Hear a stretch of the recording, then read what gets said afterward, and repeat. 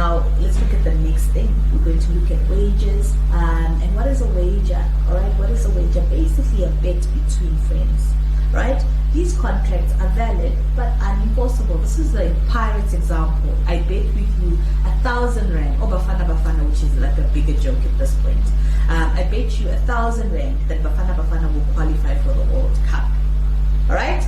Let's say Bafana actually qualifies. Do we have a valid agreement? Yes, but it's unenforceable. In other words, you can't take me to court and claim your 1,000 rand. But we have a valid agreement. Remember, we did valid, void, voidable, and unenforceable contracts. A wager is one of those. All right? These contracts create only a moral obligation, but no legal obligation because it's unenforceable. Please go look at the summary on page 85, summarize the summary, and then add your notes to it. Let's move on. Now we're looking at the effect, and this is the important part. And this is where you're going to have to go and do a little bit more research because the notes are insufficient. Right. We have this void restraint of trade, or you've bought alcohol from a person who doesn't have a license, or you've entered into a contract with someone to kill somebody else. You've killed the person and you haven't gotten paid. What are the consequences from here? So what is the effect of illegality on the contract? All right? Please, I'm saying it again. Restitution cannot be claimed because the court punishes you, or the law punishes you even more.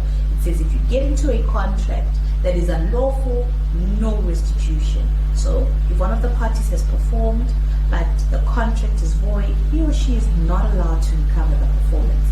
I need you to go and research this part. So go and look at page 96.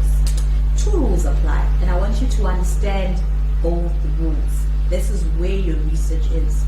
The first one is the in pari delicta rule, and the second one is the ex trupi causa rule. Let's go a little bit into the rules.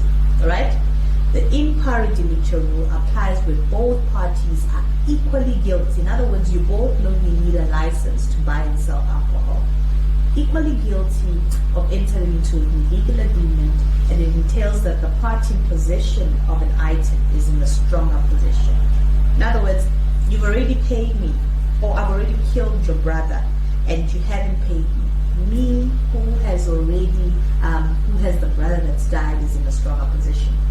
Exception to this rule is that it will be relaxed by the courts to do justice, meaning that the less guilty party is sue the other party for performance. I'm going to leave that there. I want you to go and do a little bit more research in terms of what that means. Okay? Then we're going to look at the ex trupi causa rule. It says there, no action can be based on a dishonest cause. In other words, the courts can refuse to enforce a claim for illegal or dishonest conduct. Here, only one party has performed. Again, tell me the distinction between the ex trupi causa and the pari delicta rule, and when do they apply? You need to go and do the research yourself in terms of that. Important part, because I'm going to give you a scenario where both parties have already performed, or when one party has already performed in terms of an illegal contract. You need to tell me if the court will enforce the other performance in terms of a void contract, or the court will just leave the contract alone because it's illegal. So that's your ex trupi causa and pari delicta rule that you need to go and research. Alright, so once you have researched both those rules, you need to then go and post your questions and answers on Edmodo and do the questions in the study guide. The questions in the study guide will help you think about those rules in detail.